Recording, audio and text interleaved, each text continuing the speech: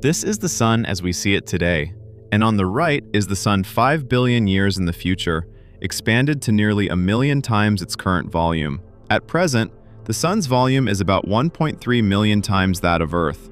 Its diameter is 1.4 million kilometers, and it sits about 150 million kilometers away from us. But 5 billion years from now, its diameter will reach an astonishing 300 million kilometers. The swollen outer layers of the Sun may approach, or even reach, Earth's orbit. Our planet might drift outward due to the Sun's mass loss and narrowly avoid being swallowed. But either way, Earth will become a blazing, hellish world, hot enough to melt solid rock.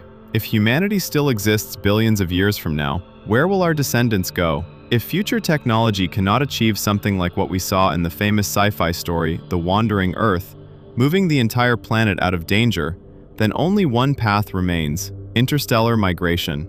After billions of years of advancement, human technology should be capable of building a massive space fleet. This fleet would be a real-life Noah's Ark, not only carrying all of humanity, but also countless other species from Earth, leaving behind the planet that nurtured life for billions of years in search of a new home. So where would that next habitable world be? Among the many planets in our solar system, would any still be suitable for human life? Mars, which is already relatively warm today, would become as hot as Venus in that distant future.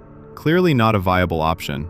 Among Jupiter's moons, Europa has a crust made largely of water ice. However, during the Sun's red giant phase, this ice would sublimate and much of the water would escape into space. Only the polar regions facing away from Jupiter might briefly form a thin water vapor atmosphere, but it would be extremely tenuous, far from Earth-like conditions. In the Saturn system, Titan offers better prospects. Today, its average temperature is around -179 degrees Celsius. In the future, this may rise to about -70 degrees, still far below freezing.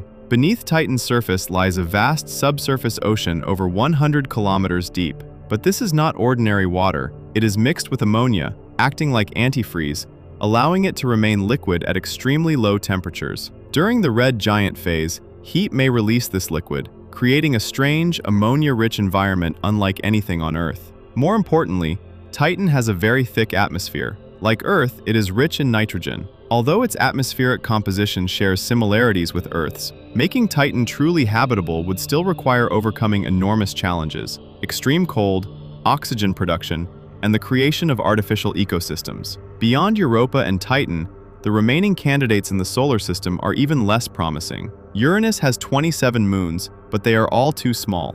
Its largest moon has only about 5% the mass of our moon. Triton, Neptune's largest moon, is similar in size to Earth's moon, but its retrograde orbit means it will eventually cross Neptune's Roche limit in about 1.5 billion years and be torn apart by tidal forces. By the time humans arrive, it may have already formed a ring system around Neptune.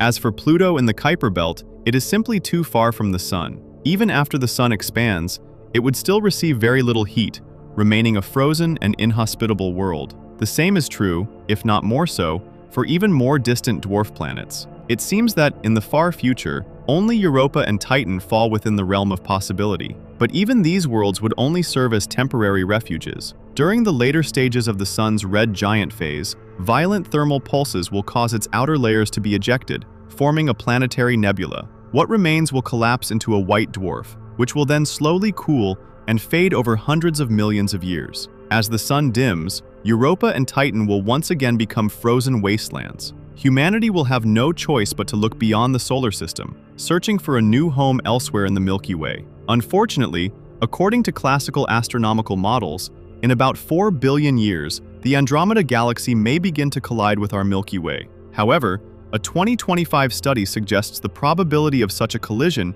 may be less than 2%, and even if it does occur, it could be delayed until around 7 billion years in the future. Regardless of the outcome, the night sky of that era may hold not only two magnificent merging galaxies, but also the gravitational waves produced by the collision of their central supermassive black holes. So in the distant future, where will humanity go?